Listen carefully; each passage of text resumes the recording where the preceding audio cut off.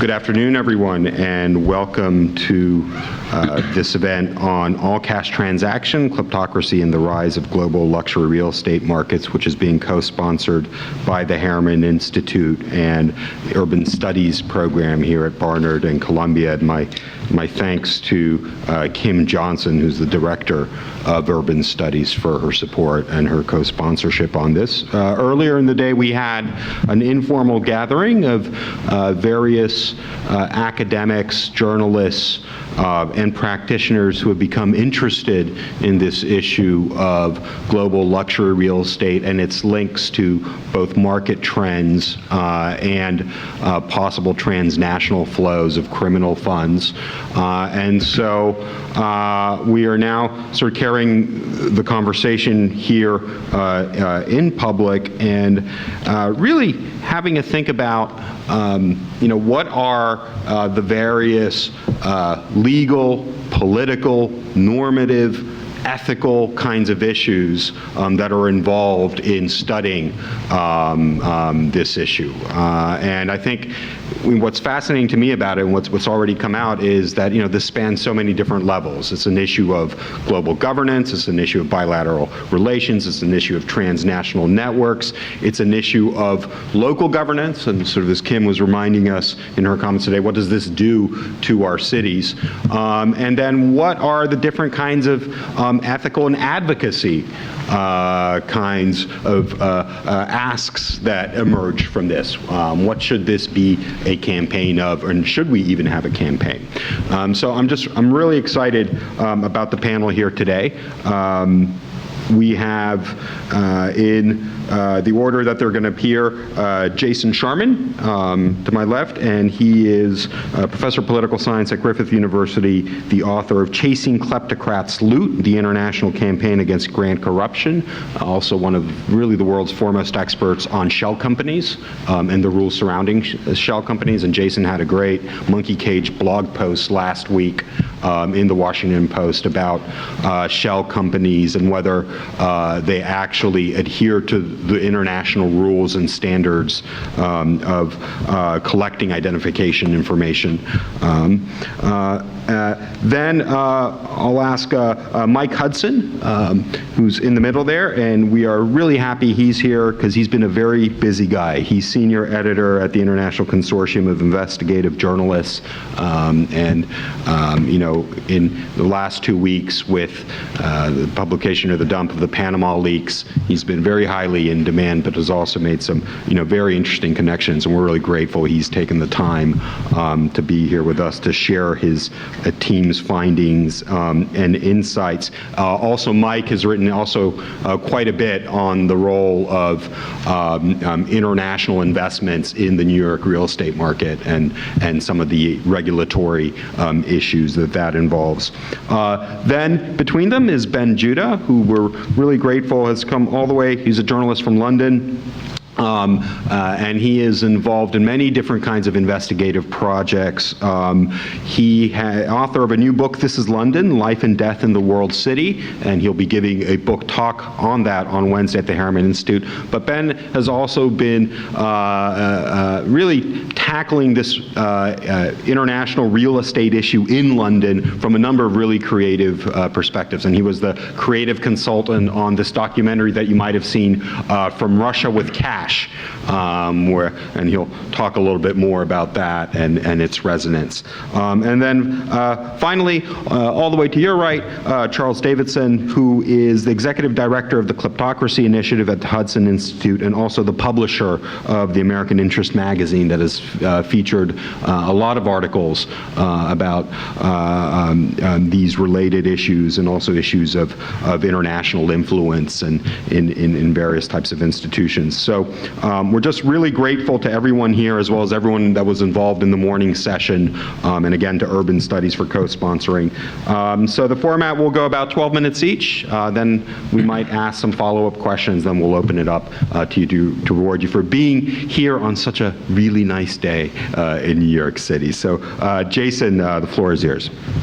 Well, good afternoon, everyone. First off, I'd like to thank the Harriman Institute for holding this event and for the invitation. I guess in New York, London, and a few other of the world's cities, over recent years we've seen the rise of a new class of so-called super luxury property, these kind of headlines or celebrity addresses. The rise of this class of super luxury property may be a good, bad, or indifferent thing. If you're former Mayor Bloomberg, it's a good thing. For people who worry about housing availability and affordability, it may be less of a good thing. But regardless of the merits or demerits of this kind of super luxury property in a general sense, I guess there's particular concern about the use of this residential property as a venue or as a mechanism for laundering the proceeds of foreign corruption. So it's not just their use as money laundering in a general sense, but money laundering derived or criminal funds derived from a particular class of crime. So we've got this neologism, kleptocracy, a word only about 20 years old, describing literally rule by thieves. When you've got this class of criminals that control the apparatus of the state, that plunder it in a systematic way. But once these leaders have stolen their loot, once they've kind of stripped their country more or less bare, the money doesn't usually stay in that country. It usually goes offshore, and as I say, to a particularly small number of destinations where these leaders, their cronies and their families can engage in a variety of types of conspicuous consumption. And as I say, luxury real estate is one of the lead forms of this conspicuous consumption. Now, money laundering and international corruption has been the target of an increasingly a number of overlapping international initiatives from 10 years ago, designed precisely to stop this sort of trans-border transfer of criminal funds. So we have a treaty, the United Nations Convention Against Corruption in 2005, and we have anti-money laundering measures from the end of the 1980s that have been progressively strengthened. So when kleptocrats are shifting their loot, when they're buying their super luxury real estate, whether it's in New York or London or elsewhere, they need to have secrecy so they can protect their ill-gotten gains. And the number one mechanism through which they obtain this secrecy and through which they buy and then hold their property is this idea of shell companies, particularly anonymous or untraceable shell companies. Okay, begs the question of what's a shell company? How is it different from any other sort of company? And here it's the company really stripped back to its legal essence. A shell company is not engaged in the production of any substantive good or service. Instead, it's just a legal personality that's designed to screen, separate and conceal the owner from whatever asset or income stream in question. So again, looking at the issue of real estate, you say, who owns that flat that sold for, who owns that apartment that sold for $88 million? And the answer is, well, company ABC. And you say, well, okay, it doesn't really tell us much. Who owns company ABC? And the answer is, well, we don't know. So you see whole swathes of property in London and New York and elsewhere that's owned by these shell companies that are impenetrable or opaque, in the sense that we can see on the property records about the company, but we can't see the real living, breathing person in control of that company. Precisely because these anonymous or untraceable shell companies are so useful in, as I say, separating or screening the ownership of assets, real estate and other things, we have a class of international rules that's designed to render these entities transparent. The goal is to be able to look through and say, you know, just knowing that company ABC owns something is not valuable because these shell companies can be set up quickly, cheaply, for a few $100s online in a matter of days or hours. So since 2003, the Financial Action Task Force, the world's standard setter and enforcer for anti-money laundering laws, has imposed duties on every single one of the world's governments, saying that they should be able to look through to pierce the corporate veil and find out who the so-called beneficial owner is, the real owner. The international rules look great. They've been transposed into domestic legislation. We have reams of impressive-looking regulation in this country and elsewhere.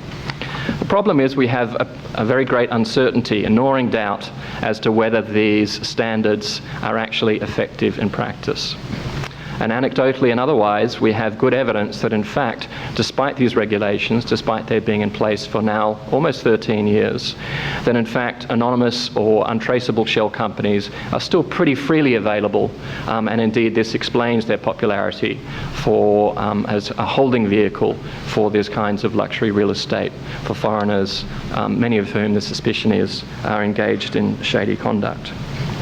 Okay, so just over the last couple of weeks, we've had this spectacular data dump from the so-called Panama Papers, and we've got Mike Hudson speaking about that, a fantastic effort by the International Consortium on Investigative Journalists, which was revealing the doings of 214,000 offshore shell companies, many formed in Panama, many formed elsewhere. And certainly there's been a rogues gallery of people exposed in that data dump, and a similar, if smaller one, the offshore leaks that took place in October 2013. We've also had spectacular instances whereby we've had heads of state or their close relatives who have been exposed by the Justice Department as owning luxury property in the United States. So if we think of the oil-rich nation of Equatorial Guinea, a pretty obscure place, but struck it spectacularly rich in the early 1990s with oil. But despite a sort of quintupling of their gross domestic product, a population where 75% of the people still live on under $1 a day. You might say, well, what happened to all of the money? Well, a broad hint is the fact that the Vice President and heir apparent of Equatorial Guinea bought a $30 million mansion right next door to Britney Spears in Malibu, California. And again, it's rather typical that this was held through a shell company. Apart from these anecdotal instances, and apart from the data dumps we've got, together with a couple of colleagues of mine, Michael Finley and Dan Nielsen, we decided to try to get a more systematic handle on how available in practice these anonymous or untraceable shell companies are. In order to do so, we impersonated a rogues gallery of 21 fictitious officials via email, making solicitations for precisely the sort of anonymous or untraceable shell companies that are expressly prohibited by international standards. So our fictitious personas were a mix of would-be money launderers, terrorist financiers, and corrupt foreign government officials. We contacted over 3,700 incorporation agents in 180 countries, expressing our desire for a shell company in order to conceal our business, in order to avoid paying tax. And we asked what identity documents were required, if any. Here we knew what they should say according to international rules, and that is that before anyone can form a shell company, they'd have to prove their identity in such a way as if the shell company later fell under suspicion, that the authorities could link back that company, could pierce the veil and find the beneficial owner. That's in trying to trace property, in trying to get to the bottom of who controls a particular bank account, a company that leases a plane or a ship or whatever it might be. The results we found were unfortunately rather depressing and disturbing, in that, as I say, we contacted 3,700 of these incorporation agents and found out that fully half did not ask for enough ID, that is, they weren't in compliance with international rules. And indeed, a quarter of the replies that we received didn't ask for any identity documents at all. That is to say that these people were perfectly happy to provide the number one or the most useful kind of mechanism for laundering the proceeds of crime. Okay, as I mentioned, the Panama Papers have been in the headlines of late, but a couple of things to put these findings in perspective. So although these deal with, in the main, classic tax haven jurisdictions, like Panama, like the British Virgin Islands, other kind of obscure islands like the Seychelles in the Indian Ocean, or Samoa in my part of the world in the South Pacific, it's important to realize that these small places and the shell companies they offer are much more of a conduit or a channel rather than a destination or a resting place for the often illicit funds that went through them. So in fact, if you look at the pattern of where this money came from, often illicit, though not always, and where it ended up, it was often a case of movement from big countries, Russia and China particularly, through places like Panama and the British Virgin Islands, and then ending up in similarly big places, real estate, as I say, in London or in New York as well. So as I say, although this is presented as being a problem of small countries, and it is, the regulatory failings of Panama have been exposed, it's important to realize that it's not just a problem of small countries, in that, as I say, the destination, the sorts of real estate holdings that where too often this money ends up, are not so much in Road Town in the British Virgin Islands, a small place, not even in Panama City, a bigger place, but in this small number of world cities. Also, thanks to international pressure on some of these classic tax havens, we've found that, in a strange sense, in a counterintuitive sense, that you may be able to get more secrecy onshore rather than off. So as part of our solicitation experiment, I mentioned that we contacted this whole slew of providers in many countries, including the United States. And in fact, we found that the United States provided, if you were buying a shell company from a place like Nevada or Wyoming or Delaware, in fact, you could get at least as much secrecy and perhaps even more onshore in the United States, also in other places like Britain, than you could in the classic palm fringe tropical island.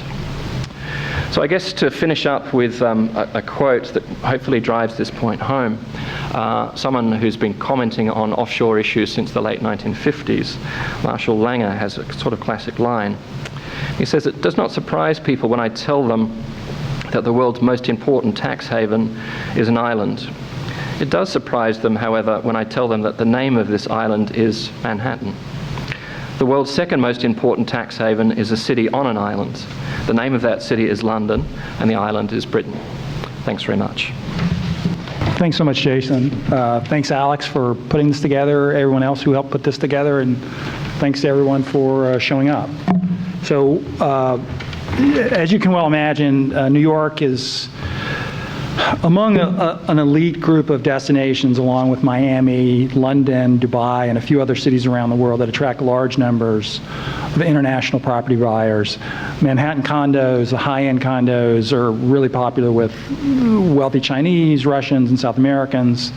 ICIJ did stories with The Nation magazine and New York Magazine in 2014 about international money laundering through New York real estate, and New York Magazine's research showed that between 2008 and 2014, roughly 30% of the condo sales in high-end Manhattan developments had been to buyers who listed an international address or bought in the name of an LLC or some other entity, corporate entity that stands in for a flesh and blood person.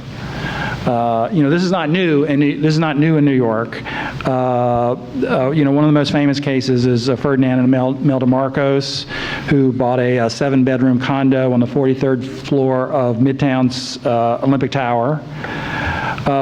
One thing I want to mention, Alex and I talked a little bit about this, and it's more a question than a statement, but I think it's something that needs to be explored, is what is this impact? It's not just it allows corrupt politicians, financiers, et cetera, around the world and other countries to hide their money or act as a deposit box or give them a soft landing in case something goes wrong in their home country. There's also a question: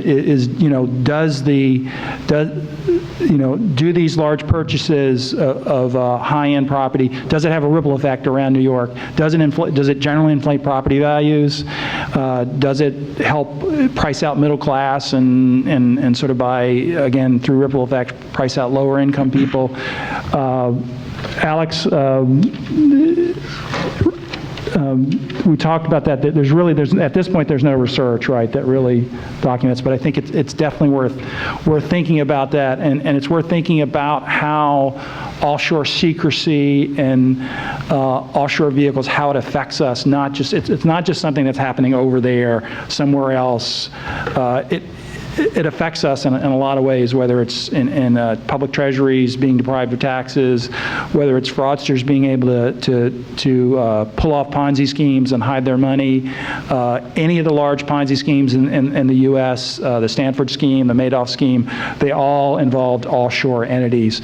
And as one expert told me, if there's a major if there's a Ponzi scheme that doesn't involve offshore, it's probably not a major Ponzi scheme. It's probably just a small one, because almost invariably they need the money to they need offshore entities to hide what they're doing, and then also to help move the money away, so it's hard to get to once things fall apart. Because many buyers go to great lengths to hide their interest in New York properties, it's impossible to put a number on what proportion of them buyers from overseas are laundering ill-gotten gains. Some are acting in an above-board manner, and they're using tax loopholes that are legal in their home countries.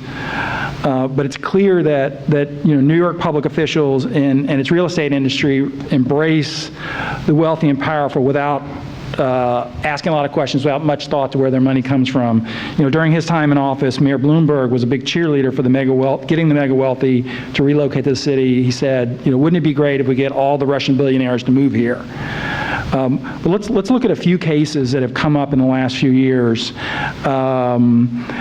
U.S. prosecutors went to court and secured an order allowing them to seize 650 Fifth Avenue, a commercial tower right at the edge of Rockefeller Center, based on evidence that the property's owners had violated international embargoes by secretly siphoning profits from tenants' rental checks to Iran's government. U.S. authorities called it the largest ever terrorism-related forfeiture. Federal prosecutors in Manhattan also charged that some of the money stolen from Russia's treasury as part of the alleged $230 million tax fraud known as the Magnitsky Affair was used to buy luxury apartments at 20 Pine Street, a 35-story building just off Wall Street that was once home to the J.P. Morgan empire. Prosecutors claim that the money to buy the New York properties was routed through more than 20 banks and shell companies on its path from Russia to New York, including a brief stopover in Moldova, which is Europe's poorest country. Authorities have been trying to seize 4 apartments at 20 Pine as well as 2 commercial spaces. Another example that the New York Times dug up in its really fine series last year called Towers of Secrecy. The former Russian deputy finance minister under Boris Yeltsin, a shell company tied to him was used to buy a $37 million penthouse at Time Warner Center, more than 8,000 square feet. According to the Times, at least 20 Time Warner Center apartments were owned by Russians or citizens of other former Soviet republics, and they put in roughly $200 million into the Time Warner Center. And there could have been more, the Times said, but many of the owners of the apartments there were just too well concealed, and the trail would go cold. So one more example, allies of both the winner and loser in Ukraine's 2010 presidential election were accused on both sides were accused of money laundering schemes involving New York properties, including an allegation that a former assistant finance minister in Russia had put part of a $10 million bribe he received from former Ukraine Prime Minister Tymoshenko into New York real estate. Another Tymoshenko associate was alleged to have used corruption-tainted money to buy 14 Wall Street, which is an office tower right across the street from the New York Stock Exchange. So in the Panama Papers, they show that during the bloodiest days of Russia's 2014 invasion into Ukraine, representatives of Ukraine's current president, Petro Poroshenko, were scrambling to find a copy of a home utility bill for him to complete the paperwork to create a holding company in the British Virgin Islands. There's no evidence that this company was used to buy real estate in New York or anywhere else, but it does show how commonplace the use of offshore vehicles can be among high-level political leaders. I'll add that a spokesman for Poroshenko said the creation of the company had nothing to do with any political or military events in Ukraine, and his financial advisor said he didn't include the BVI company on his 2014 financial disclosures because neither that holding company or two related companies in Cyprus and the Netherlands have any assets. They said that the companies were part of a corporate restructuring to help Poroshenko sell his confectionery business. So the release of the Panama Papers have produced a big flurry of attention and struck something of a blow against Shell company secrecy. Jason Sharman and I were talking earlier, and just sort of very rough back of the envelope reckoning between the Panama Papers release and an earlier stories by the ICIJ that we called offshore leaks. We probably have been able to document about 15% of the maybe 10, maybe 15, maybe even a little more of the offshore entities, offshore owners and people connected to them in the world, which is a substantial number, but still that leaves 85% still cloaked in secrecy. And it's important, and the president of Panama wrote an op-ed piece in the New York Times a few days ago that essentially said, why are you picking on Panama? This is a global problem. And he was very much right. I mean, he wasn't right that we were picking on Panama, but he was right that this is not about one country, one jurisdiction. These documents come from one law firm and one offshore haven. There's lots of other offshore middlemen and fixers out there, and there are plenty of other jurisdictions besides Panama that are ready and willing to help people keep their financial secret. And as Jason mentioned, even places like Nevada, and even places like the home of the country lefty Portlandia, Oregon, which you wouldn't expect to be a place, but there's been lots of problems in Oregon with the use of shell companies by fraudsters.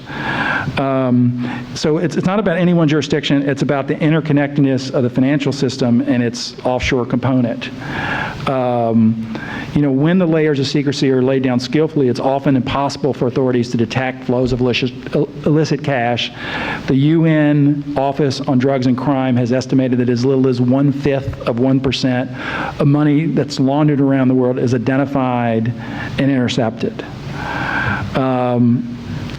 And other than the occasional after-the-fact legal action, which is often sparked not by investigations here in the United States, but investigations in home countries when regimes fall or something like that, U.S. authorities have not put up many roadblocks for people from around the world who want to launder money through American real estate.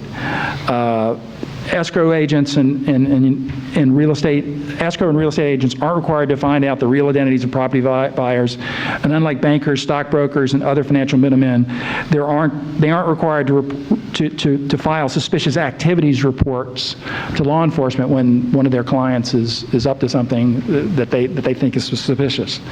After the Patriot Act required banks and securities houses and other financial firms to follow pretty stringent anti-money laundering rules, but real estate agents were included on the list, but a loophole allowed the U.S. Treasury to temporarily exempt the real estate industry from these requirements. And so now we're, I think, 14 years later, and that exemption still stands. Now, as a result of partly the stories that ICIJ and The Nation and New York Magazine, and I think especially the really terrific New York Times series, the federal government now has a pilot program to identify buyers of real estate in New York and Miami. But it's just that, it's a pilot program, and it raises the question, what about LA, what about Malibu, what about San Francisco, Dallas, and Houston, what about homes in the Hamptons?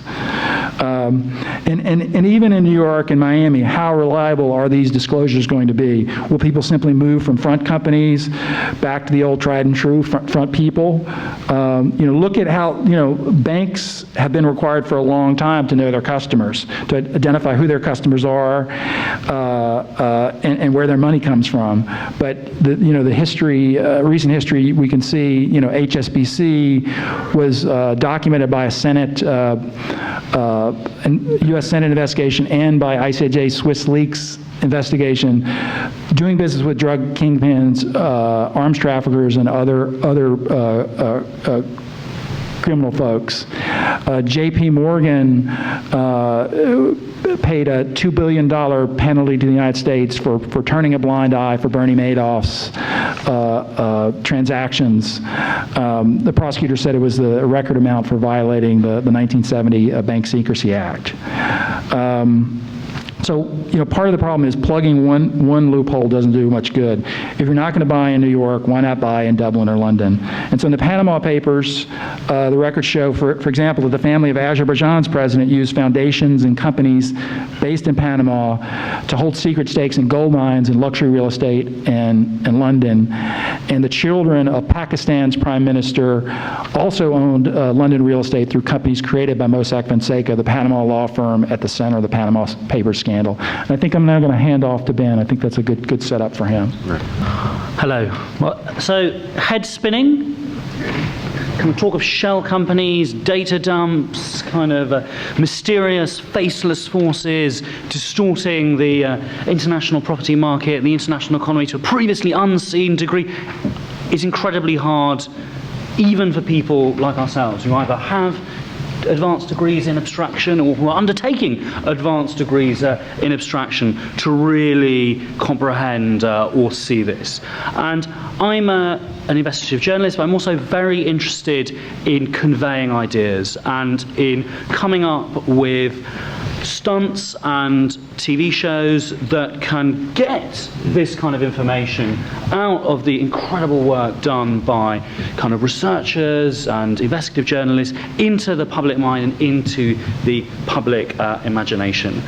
And I'm from London, and in many ways I'd like to say that London, even more than New York, is the sort of true capital of the world's financial system and is the true capital of the world's oligarchies, because a lot of these trends we've been discussing are way more advanced in London than they are in New York. And it's a common joke in London to joke that London is also the capital of the Russian oligarchy, the Nigerian oligarchy, and the Gulf monarchies. And this has led to a real transformation of the city's property market that has had a very, very disruptive effect on communities and on people's lives. So now it's my turn, and I apologise, I know there have been a lot of numbers already, but it's my turn to give you some big frightening numbers. So over the last 20 years, the average price of property in the United Kingdom has gone up by 300%. And in London, it's gone up by 500%. And at the top of the market, the inflation of property, which is driven by a structural problem in our banking system and the banking system's addiction to mortgage lending, has been dragged further upwards. And this has really transformed the topography of London, not only because of this sort of foreign cash wanting to find a piece of a global city, and it's part of the resurgence and the renaissance of global cities and this desire to own them as part of this transformation from wanting to own rural land as a sign of wealth to kind of urban land as a sign of wealth. A lot of it's driven by, and I think in fact most of it's driven by the role that property plays in the international kind of money laundering, system. So it's been estimated that $1 trillion leave poorer countries to developed countries every year, and some part of that ends up in London. Because you can buy in London now, you can buy property anonymously. It helps. In fact, it's an excellent way to turn dirty black cash into clean white cash, which you can then sort of spend freely and purchase sort of champagnes or sort of chocolate boxes or sort of horses or whatever you want to do with it. So what we've seen is how London property has become this sort of Bitcoin for global kleptocracy, and that London's sort of dusty Victorian brick has become an international reserve currency for this corrupt capital flight leaving poorer countries. Just to give you some kind of numbers of how London's been transformed, we have 36,000 properties now in London. We don't know who owns them.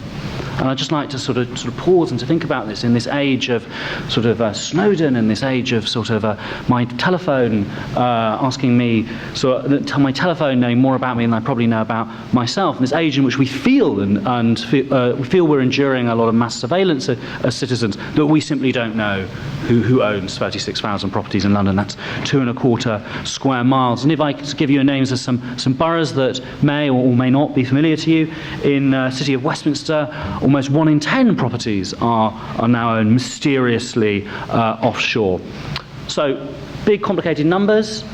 How do you visualize this? How do we get the public, the British reading public, which is acutely distressed by rising property prices, by the younger generation not being able to buy houses, by the various forms of change in cities, which I think are sort of erroneously lumped under the sort of lovely title of gentrification. And all of this stuff is distressing this sort of population of London, and also the population of many other British cities. How do we make them see the link between everything we're discussing here, between shell companies, between the mysterious and murky world of offshore, and what's happening to their own lives? So I was the creative consultant on a TV show called From Russia with Cash. Sort of came up with this idea. And my idea is you need to make people see the crime. They need to be able to visualize it.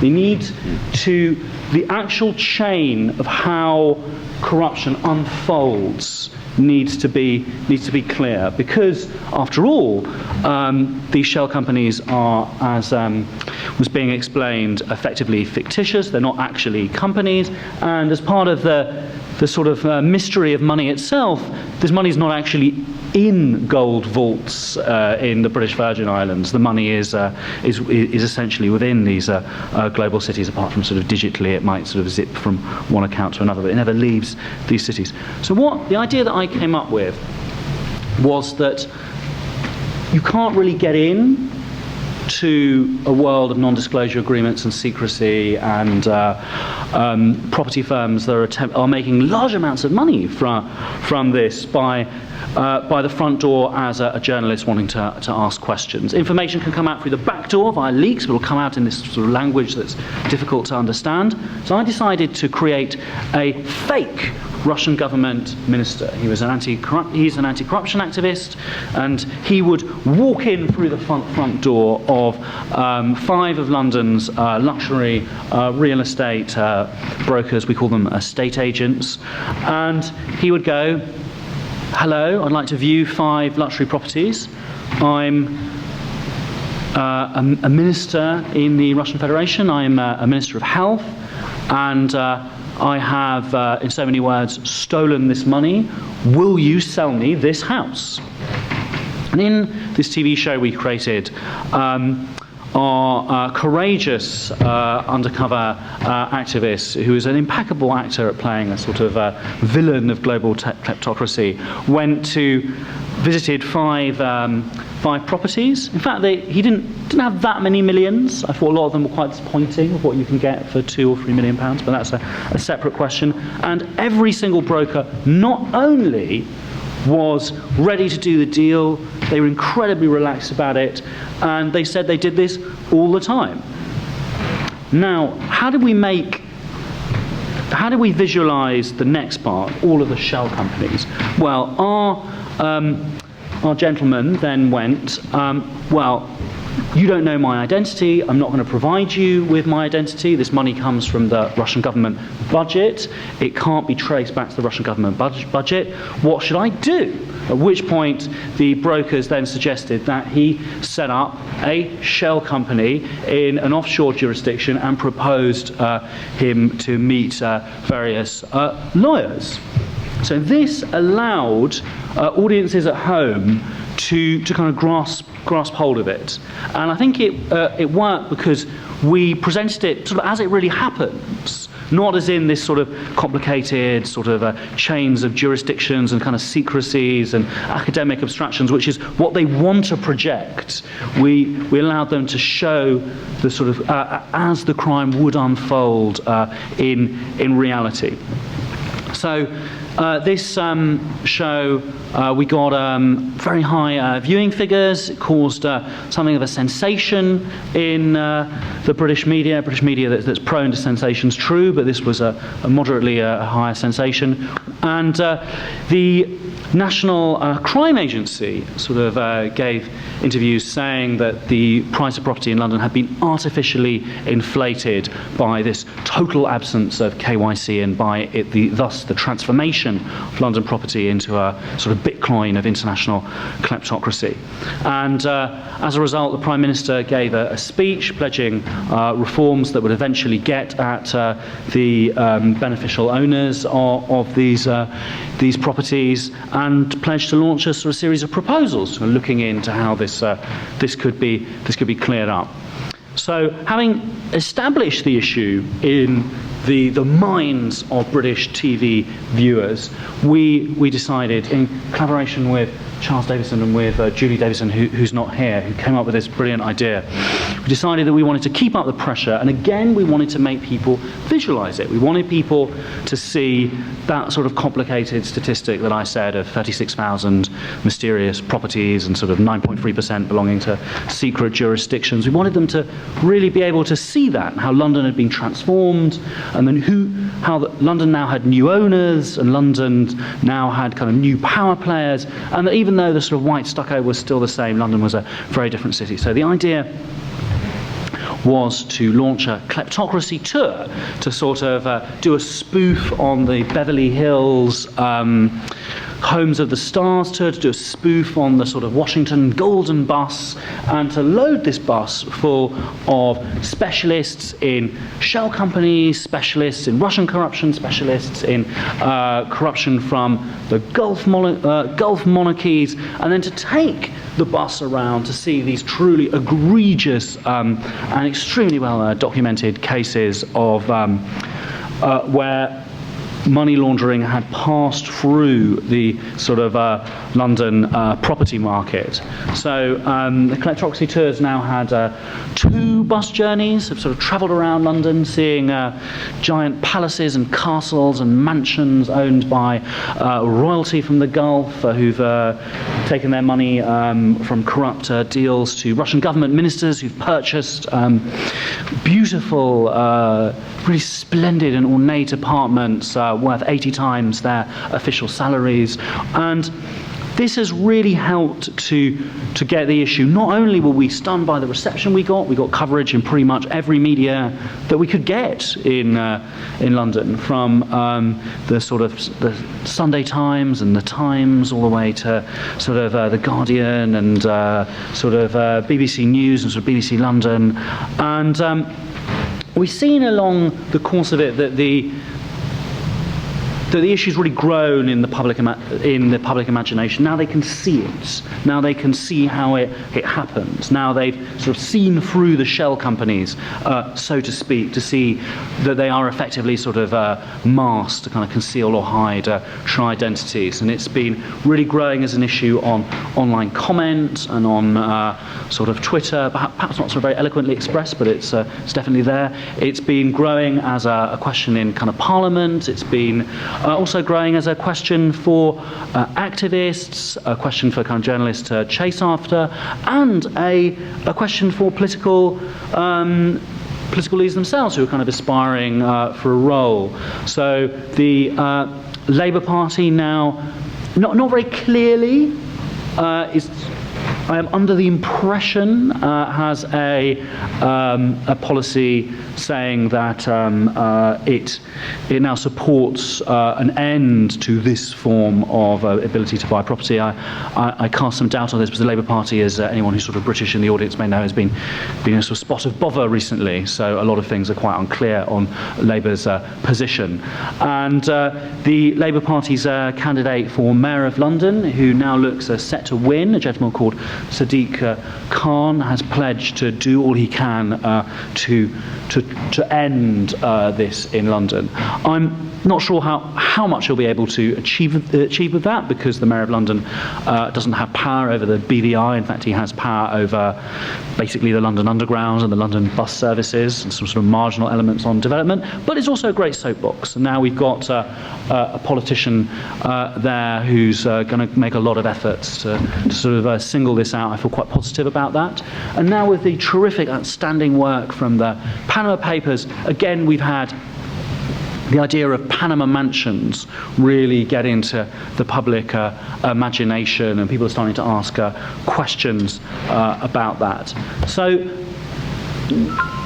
I began this sort of brief talk on a pessimistic note of showing how these faceless forces have truly transformed London and left a population very distressed, not knowing its link to the sort of kleptocracy at work in the international luxury real estate market. I'd like to end it on a sort of more upbeat tone, which is coming up with journalistic projects that kind of unveil these faceless forces can really make a difference. And I'd like to sort of, just before I sort of sit down and we have a sort of wonderful chat, make an appeal to you, which is that the Kleptocracy tour isn't patented. The format of From Russia with Cash isn't patented, and indeed it's actually a very old technique in the British tabloid school of journalism. The fake shake has been around for many decades, and I believe you could truly make a lot of difference in New York and Miami by taking that as a vein of activism yourselves. So thank you very much. Ben, thanks very much. And our last panelist today is Charles Davidson, putting things in, I think, the grander context of the anti-kleptocracy movement. Oh my, grander context, that's quite a task. Well, it's nice to follow after Ben. Oh, and first of all, thank you, Alex, and the Harriman Institute for putting this together, and also the Columbia School of Journalism, and I imagine there's a few students in the audience, and the Panama Papers and what Michael's told us about have certainly underscored the importance of the Fourth Estate. And in these difficult times we live in, when everything seems to be falling apart, I think it's quite heartening to see the extent and the power that these revelations have had, and we'll see how that follows on. Now, Ben mentioned this stunt, this film From Russia with Cash, and then the Kleptocracy tour. There was also recently, some of you probably saw the 60 Minutes segment that was done by Global Witness, where they did something similar, going to see lawyers in New York, and it wasn't quite as dramatic, but the lawyers were certainly happy to talk about transactions which would have been illegal under U.S. law, and we got a glimpse of similar sort of thing going on in New York. On a more somber note, though, and I see that Ilya Zavlosky is now no longer napping, so I'm going to steal an idea of his, which he mentioned earlier today. When we think among the ills of these sweethearts buying real estate, this sort of real estate, is they use them as piggy banks, okay, and they do bad things in their home countries, and we're sort of a safety valve, not only for their loot, but a place where they might come and live. There's a problem with that, though, which is that they import their mores with them. And if we look at the case of London, that's an awful lot of people who are coming into British society who don't exactly share the values of liberal democracy, and who give money to Oxford and Cambridge and do some not so wonderful things in terms of their influence. We see the same thing happening here in the US, and we should, I think, be very concerned of that in terms of the link to real estate. This is going on with other assets, but real estate is there. You can't avoid it, and you can't deny it when these people are coming physically in our midst in a very visible manner. One thing, getting to the Panama Papers also, is it's very important to realize that this is just a tiny sliver of the problem. And Michael talked about the ills of offshore and that whole world, as did Jason. And we should very much keep that in mind. How many times do we need to multiply the data and the revelations of the Panama Papers to actually get an accurate picture of what's going on in the world right now? This is very much, obviously, the tip of an iceberg. And so I don't know what the effect will be. We'll see whether the Panama Papers thing will blow over or not. I mean, Occupy Wall Street, everybody was very excited about that. President Obama reacted to it immediately. All of the op-ed people thought this was something that was really significant, and then it just completely blew over and everybody forgot about it. So I think one thing that's really important, and of course their ICIJ and their partners have a whole strategy about this, is that there be a sustained effect. And hopefully we'll have other revelations, and not just about Panama, but this will continue and maintain this fourth estate pressure on this issue.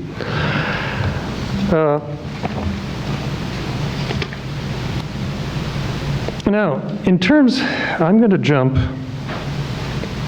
and we have Q&A coming up, right, too? I'm going to jump to what should be our primary political concern regarding all of this, because we're all of these transactions that we're talking about, that in terms of this real estate and kleptocracy, these are all authoritarian regimes, and we haven't really spoken about that. And we're letting people buy real estate who come from countries that are actively assaulting us. In the case of Russia, they're literally shooting at us while we sell them apartments. There's something wrong with that picture, perhaps. And that brings me to the sort of essence of this program that I started at Hudson Institute called the Kleptocracy Initiative. The notion there is, I've just summarized. I mean, we have all of these kleptocrats and authoritarians who are purchasing real estate and all sorts of other assets, trying to influence our societies, and we continue to do this and not react. We've got a huge amount of unused leverage there. And Obama put in these sanctions right after the invasion of Crimea, Ukraine. We actually could see there was a little bit of a recoil of Putin for a few days. And then he sort of caught his feet again. And every time we've done something, there's been a little bit of destabilization and hesitation. But of course, it's now in stasis. So it's just a question of whether these sanctions are going to be maintained. I focus on Russia here because we're in a Eurasia program environment, but one could,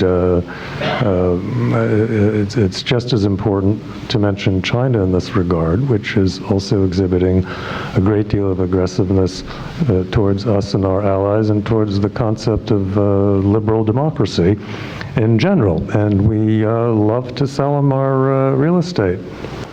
Again, there's an obvious problem with this. So, what should we do? Well, we've done a good job in terms of providing an incentive of selling these assets to authoritarian kleptocrats, and very simply, we have the power to take the punch bowl away. The question is whether we will have the political will, and whether things like the Panama Papers will continue to keep this in front of the electorate, in front of our politicians, and something will be done about this. There is a lot more activity, law enforcement activity, going on in our government than one might think. And I'll just mention that very briefly in conclusion, and then we'll go on to Q&A.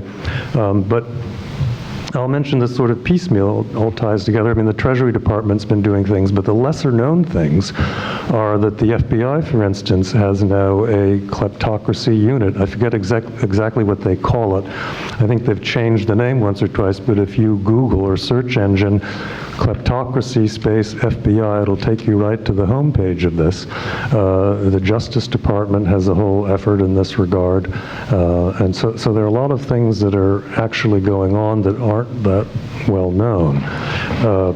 So we'll see what happens, but between the sort of activism that Ben Judah's engaged in, Fourth Estate efforts that are happening, and the increasing understanding of this problem in the academic and expert community, there is hope, and I think we're going to see a lot of progress on this issue. And the more the aggressive, the Russian autocracy slash kleptocracy is towards us, and the more the Chinese autocracy slash kleptocracy is towards us, the more ships are buzzed, reconnaissance planes intercepted, the more we may see a little bit of resolve in the West and in liberal democracies more broadly.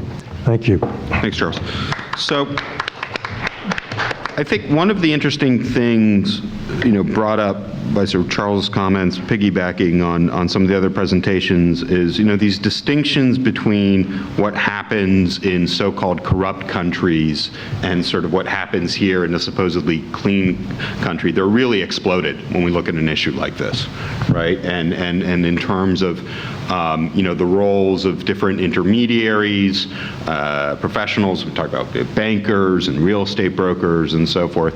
So I guess, one question maybe to Jason and the rest of the panel would be, how do we, in terms of, advocacy and also, government assistance, right? We have USAID and we have DFID programs who focus on governance in some of these very countries that have been discussed. But, governance is always presented as something that goes over there.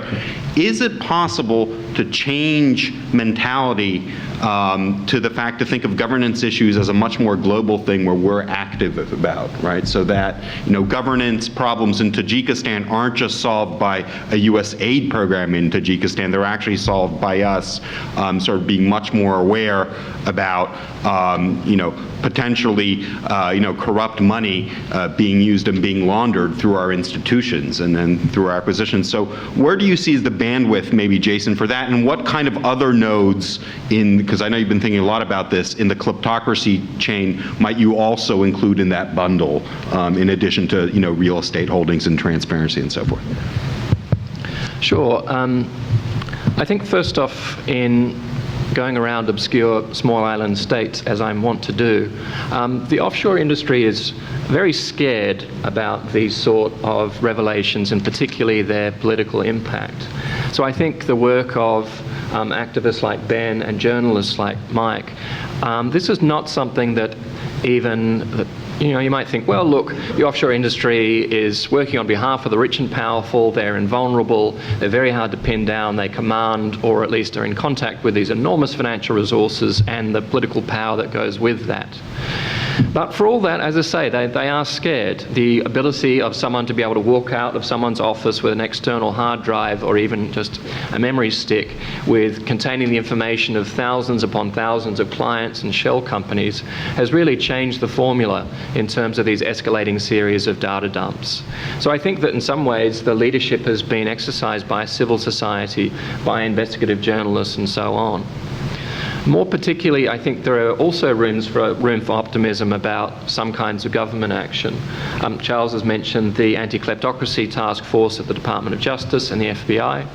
But there's, I think, a really innovative and positive program in Britain in their Department for International Development, their USAID equivalent.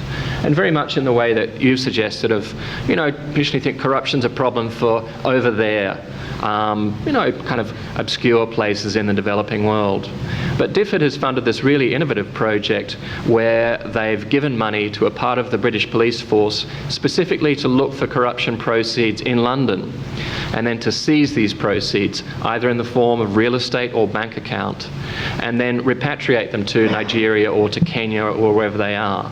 So they've actually used development aid in this very innovative way. Instead of exporting it to traditional recipient countries, it's used in the national capital to finance police, who then, as I say, and it seems like so far there's about 20 times more money frozen under this program than it initially cost to fund. So about a £6 million budget, about £120 million restrained so far. So it seems very positive, very innovative, and something that will hopefully be emulated elsewhere. Super, thanks. Anyone else want to get into this? Yeah, I think that... Use the mic, though. I think something that's really interesting about all of this is that we're slowly seeing a kind of new way of looking at kind of global political economy coming together, and really placing that kind of 1 trillion leaving the sort of developing world to the developed world at the heart of a whole network of relationships between... sorry, can you not hear me? Okay. So, what I think is really interesting about this whole discussion is it's really getting at a new way of looking at global political economy and placing front and centre that 1 trillion that's leaving developing economies every year to developed economies at the heart of a whole series of relationships between Western elites, professionals, enablers, lawyers, bankers, accountants, and the political classes of the developing world, and kind of showing how that relationship's at the heart of this giant transfer of wealth that's defining our age. And also I think it's so interesting because it's revealing a whole new way to look at the political economy of money, and showing in kind of brutal terms, like your work is doing, just how the ability to access legal or financial services allows you to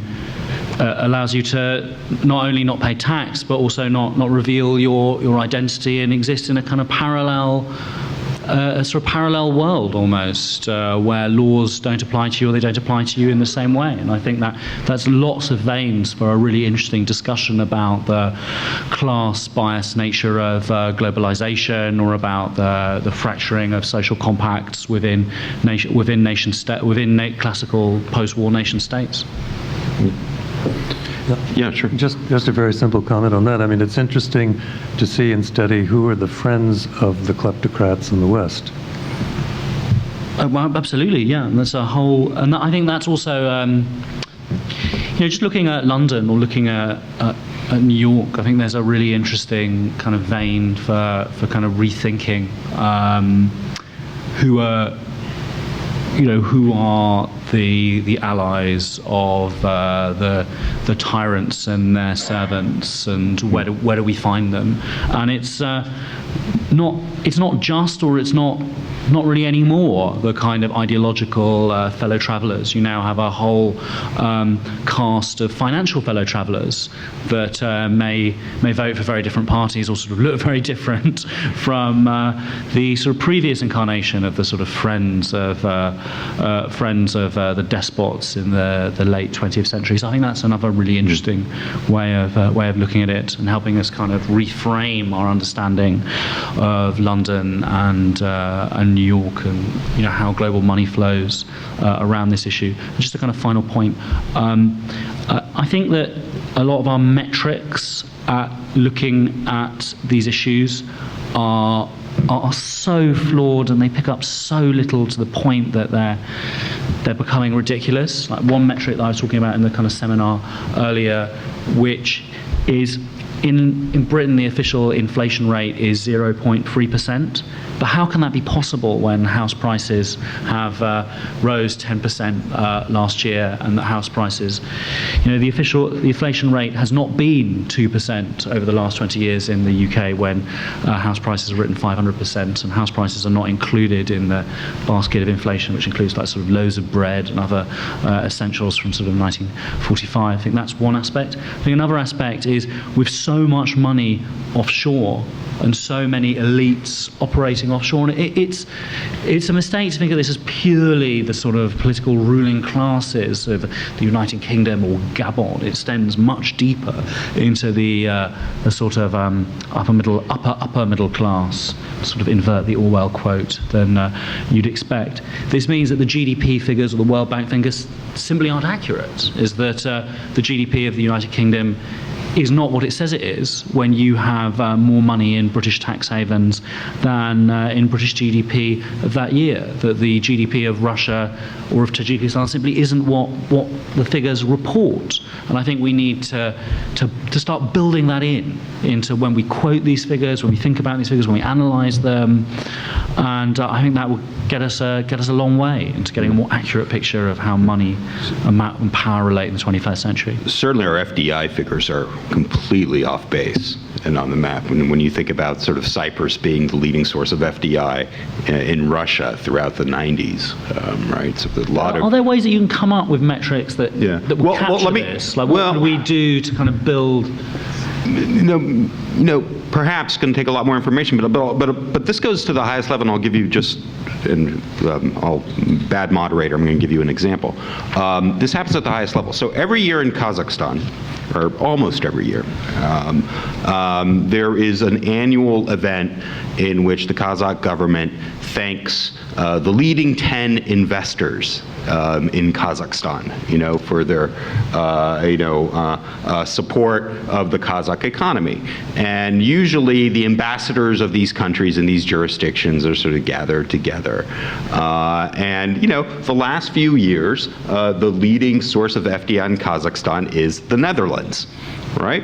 Now you might think, this is interesting, right? That the Netherlands is responsible for 40% of sort of the FDI in Kazakhstan, but in fact, these are holding companies that are registered in Dutch jurisdictions, and so in these sort of ceremonies, the Dutch ambassador shakes hands with Kazakh officials and warmly sort of goes through this sort of routine of sort of accepting their congratulations and thanks for being this economic partner and friend for Kazakhstan. So, we build ceremonies around this, right? And I think the level of sort of understanding of what's truly in this national space and what's not, and how these global networks operate, it's still quite low, and it's quite low, I think, everywhere, over there, over here, in between. And so I think the informational politics of this, and that's why sort of Panama Leaks is so important, to get these kinds of issues out there, and realizing just how extensive, right, this problem, this phenomenon has become. Okay, so let's open it up to questions. Just for the record, you're being digitally archived, and you're going to appear on a YouTube channel. So state your name and your affiliation. Realize anything you say is on the record. So let's start over there, and then we'll go over here. Hi, I'm Noriana, and I'm a master's student at Columbia, journalism in the investigative track. And I have two questions, and first is for the journalists up there. So we've been taught two ways of looking at a kleptocracy case. One would be looking at the mansions and the swimming pools and working your way backwards. And the other would be finding the registered agent, or finding the actual shell corporation, and then going from there.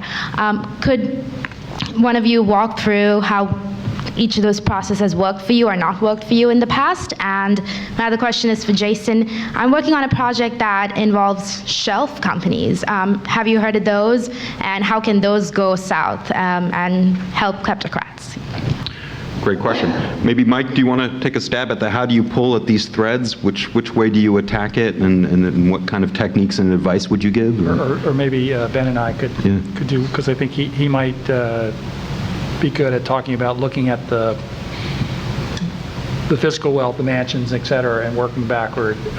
For us at ISIJ, I mean, we've been,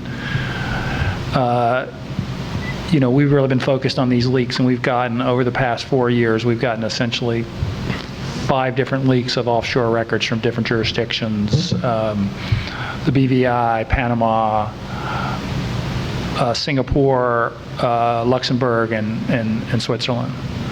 And so we sort of work that way, but the problem is I can't just say, well, go get a leak. I mean, I don't know, what do you think, Dan? What I found is a very useful way of going about this is that you have, in London or in New York, you have kind of very large communities of people who are either servicing these kleptocrats who are disgruntled or who feel that they've missed out, or can provide leads and information, or kind of tell you where to look. And then you've got these other communities of political exiles or political dissidents that can be very useful to piggyback on. So I got into my interest in this, grew out of my interest in Russia, my interest of the Russian opposition, and a lot of what I've been able to do in London is based on having a very good relationship with that kind of circle of people. And you'll find that they've got a lot of information that often they don't quite know how it stacks up, or they know where to look, or they need some guidance on it. Sometimes it's wrong, or you don't want to touch it, but also often it can be really gold. And there's a mistake in thinking that there are lots of stories that are sort of out, so to speak, but that haven't actually managed to make it into English, or haven't actually managed to make it out of kind of hearsay or people's sort of documents goings around. I think the best route to that is through those sort of political communities. I think also in London, I'm afraid I don't. It's only my second time ever in sort of New York, so I don't really know how the law works for these aspects of journalism, but we have freedom of information requests, which are kind of a really effective way at getting at it. And also it's actually just sort of understanding and knowing how to use a lot of the data available online from the kind of land registry. There's really a lot of stuff where you can find the names of companies, and then you can begin to piece it together with your leads from political sort of dissidents and exiles, and then you can start to piece it together what other people may have told you. So that's how I've gone about it. I don't know exactly how the available information online would differ in the US, unfortunately. Right. One practical tip that emerged from our discussion this morning is that oftentimes there's a discrepancy between the LLC of the shell company that owns the property and then the contractors, if the property is being renovated, right, you're having change, right, who the contractor bills might actually be the actual owner, the beneficial owner. And I know this was the case with the Time Warner Center investigation, that they actually found some of the beneficial owners through some of these renovation contracts. And actually there was also some disgruntled neighbors during the renovations that sort of spilt the beans about, who had and hadn't been living there. So just to build on that, actually, two kind of further comments about like in England, journalism is a trade, not a profession. And two ways I've kind of gathered information on a lot of London's secrets is to cultivate excellent connections in the construction industry, and to get to know the usually immigrant foremen who are the ones responsible for kind of rebuilding carpeting, sort of a chrome finish, white paint, these endless mansions. That's a great place to gather information and insight, because information usually travels within a construction site that might allude to an owner or an ultimate beneficiary. And the other is in London, the Victorians, great as they were at exterior design of mansions, had sort of terrible taste of interior space. They liked sort of very small rooms, so they could be sort of heated, and they could place sort of lots of paintings up. And if you're a sort of international kleptocrat, you often want to demolish these and create sort of big, open, sort of endless derivative designs of the Manhattan loft space. And in order to do that, you need permission. You need permission from local authorities. There's a whole sort of cast of local planning officials in London that have a lot of information or a lot of sense. And then the agents themselves, like one of the kind of meetings that got me sort of interested in really getting involved in this track was conversations with estate agents, and they were telling me, how Ukrainians were arriving, and this was a few months before the Maidan revolution, with suitcases of cash, and that got me curious into investigating that world. And if you look at like specific kinds of agents that can be very useful, such as people who sell country houses, there aren't that many of them. You could sort of zoom in on them or find people close to them. Sorry, Ben, just to cut you off, I don't want to get so much questions here. So let's. Can I jump in on just one other specific, thing? yeah. Look for go to the PACER, the federal court, U.S. federal court database. Look for forfeiture orders. So when the U.S. Justice Department or U.S. Attorney is going after a property, I mean that will help you dig up stuff. Also, look for something called letters rogatory. That's when another government comes to the United States and they have to do it through a certain process. I believe it goes through the Department of Justice, and then the Department of Justice will go into a federal court to get information about the ownership of a piece of property. So those are, and I can talk a little bit more about that afterwards if you want to get into the details of that. Super. So here's what I propose. Let's bundle all the, whoa, someone's listening. Let's bundle all the questions and comments, and then I'll give the panel 3 minutes each in the end to pick and choose what they want. But I do want to get everyone in and their questions, within our allotted time. So, Jeff? Yeah, over here, please. No, first. Sorry, behind you, Carly. Yeah, sorry, you moved all the way there. Yeah, thank you. Hi, my name is Lizzie from Executive Intelligence Review. So I think from a lot of what you say is very clear that the whole system is completely rotten. When you have banks such as HSBC, Bank of the British Queen, living out of money laundering of drug money. This Antonio Maria Costa, who was formerly in the UN Drug Commission, once said that the whole transatlantic system would actually bankrupt if it wasn't for all of these money laundering.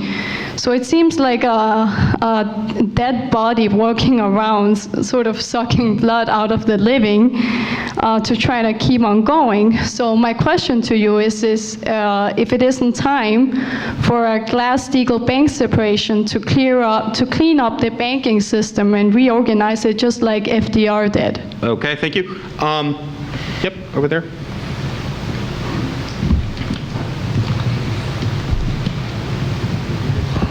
Thank you, Jeff Goldstein, Open Society Foundations. One of the public figures whose name showed up in the Panama Papers, David Cameron, is going to be hosting a global anti-corruption summit next month. So if you gentlemen were offered a seat at the table, what advice would you be giving? What would you like to see come out of that event?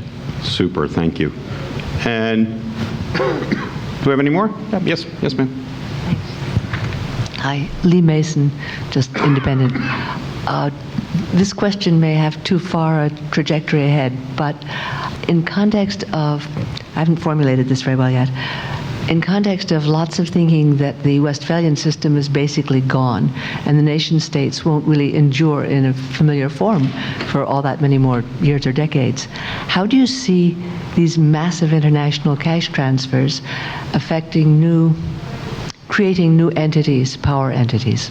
Okay, thank you. And then last one here. Did you have one, ma'am, in the back? Yeah. We're both. Hi, I'm Kevin, and this is Hui. We're actually working at the journalism school on a project about Chinese investment in cities like New York and Flushing. So we were wondering if anybody has any information or contacts. That would be great. Okay, super. And then Ruth over here. Hi, I'm Rune Steenberg from the Harriman Institute. I have one question regarding the method of investigation, and then one that addresses more the big picture of it. The first one would be, you both describe methods of getting these informations over the fake shake, as you called it, method of getting in. And I was wondering, is that going to work in the future? When people have seen this happening, have seen it on TV, people are going to be more cautious, and these people are quite smart and they will move. So the question is if it's not really time to get some results out of those revelations as fast as possible before it moves on, so to speak, like in part. Should I go first? Actually, let's go in order here. I would say, so let's give Charles I have and get 3 minutes. I have just a second question too, which is more to the big picture. I think it's been commented on by several people by now already, but just wanted to mention it more explicitly. The idea that this is a foreign problem, the problem of Russian and Chinese leaders, is of course sort of ridiculous when we think about which banks are involved and where the main financial offshore centers are. It made me think about two things, though. First of all, how we have a tendency to blame the foreign. When U.S. firms send their money to offshore, it's Panama's fault, and when Chinese politicians or Pakistani politicians sent their money to New York, it's China's and Pakistan's fault. Just that as a thought. And then secondly, I also thought about how those huge sums of corruption were actually created in the first place, and if we really think behind that, and I think that was what Charles Davidson was sort of driving at also, we see that those sums in large part were created through systems that were established by Washington consensus privatizations pushed by the Western countries and by the IMF, by the World Bank, their huge loans to dictators in countries that would then, the debt of which was carried by the whole country, and so on and so forth. So how did those structures even come into place? Thanks. Okay, so we have 2 minutes each for panelists to take what they want from that, and then of course we can have some time to linger afterwards, but I want to stay on as much on schedule as possible. So we'll just go down the panel with Charles. Yep. Okay, well, I'll pick off a few things then. Sure. With just a few words. Yes, in terms of how all of this occurred in the first place, and it's really a post-World War II phenomenon, we gave a lot of bad advice, for instance, to Russia after the fall of the Berlin Wall and during those wild go-go years. And there was a Harvard team that went in there that became corrupt themselves. And there was this big lawsuit, some of you may have heard of this, and Harvard ended up paying $26.5 million to our government. And probably should have paid a lot more than that, but that's another matter. And I shouldn't say anything bad about Jeffrey Sachs because we're at Columbia, so I won't. In terms of the global anti-corruption conference that Cameron is putting on, I think it would be great if a couple of new things were confronted, and one is the enabling role of the West in all of this.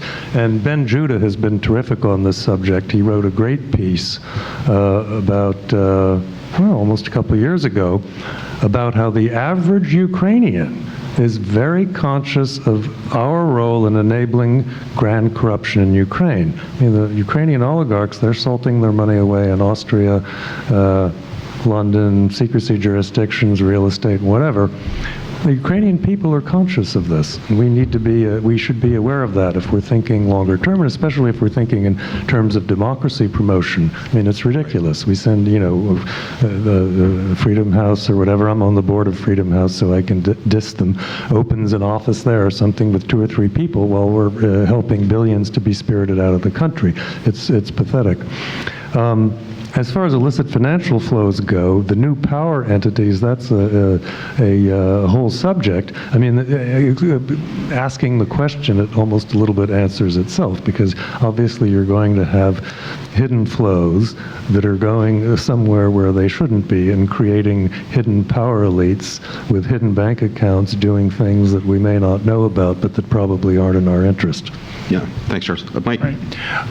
Just on some of the journalism questions about China and otherwise, definitely another tip is to look at the ICIJ's Offshore Leaks database, which has, and as of early May, we will be putting up a second database, which is the Panama Papers database, which will include not the actual documents, but will include, essentially it's a public registry of the companies, offshore companies, trusts, and foundations that are in the Panama Papers, and will include who are the real human beings connected to them, the shareholders, people with powers of attorney, the intermediaries, et cetera. So those will be helpful.